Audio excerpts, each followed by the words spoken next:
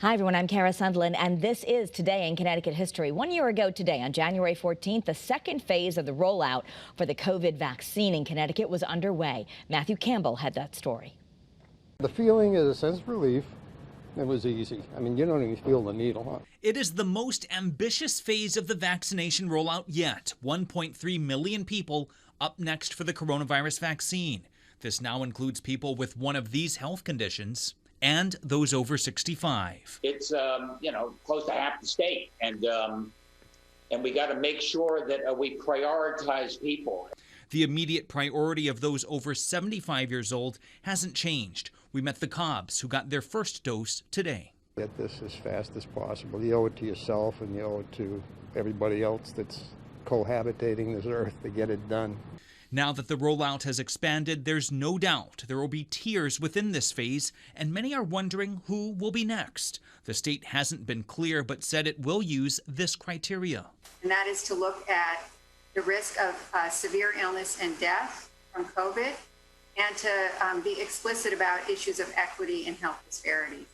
Those details are expected to be revealed next week. We're also always going to be at the mercy of the federal government because they decide how many doses states get. And new tonight, the outlook is good. At an evening update, we learned Connecticut will get up to 100,000 first doses and 100,000 second doses next week. It's an extremely exciting milestone. It means that once we put all of those doses to use, we will be able to offer coverage for 10% of our residents. If that continues, DPH Commissioner Deirdre Gifford says it's a good sign for our rollout. The general population timeline we expect is still the summertime, and aiming to have, if all goes well, aiming to have good population coverage by the fall.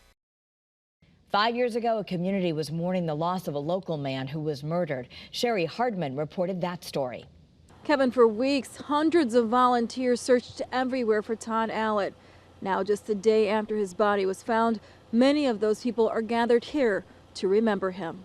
When I woke up this morning, the phone was ringing, and as I went to get the phone, it just hit me. I'll never see him again. For nearly 3 weeks, Christina Moses held out hope that her son TJ Allen would come home. But deep down, she says she knew that as more time passed, the outcome wouldn't be the one she wanted. I knew really he wouldn't have not come home. He loves and respects us, and we love and respect him. Police say Allen's body was found Friday morning on Leho Road in Sterling. Police say he was put there by 19-year-old Kevin Westmore, a former classmate of Allen's who confessed to murdering him, telling police he stabbed the teen to death over a drug deal gone bad. There's nothing anyone can say, to make us feel better. Tonight, the community once again showed up for TJ. I think it's a nice way for the community to, show their support to me and Todd. A key thing is for people to comfort each other and acknowledge that comfort may come in different ways, and for different people need to mourn in different ways. Lisa Anderson is a pastor at St. John Lutheran Church in Killingly. One of the speakers at tonight's vigil trying to make sense of what happened to TJ. That's the hard part. I'm a sense of betrayal by the fact that people in this community knew where he was, knew he was dead, and yet people continued searching. There's anger, there's a lot of mixed feelings for people. And Christina Moses doesn't want her son to be remembered for how he died. She hopes those who knew him and loved him and came out tonight will think of him the way she will.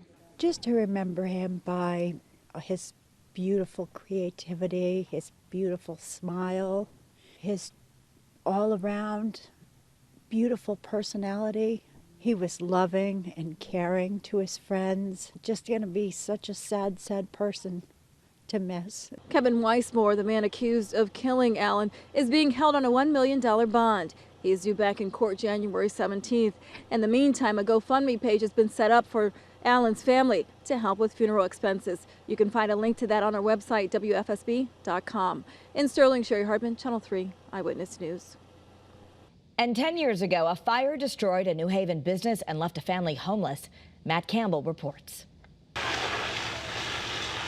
I'm heartbroken, really.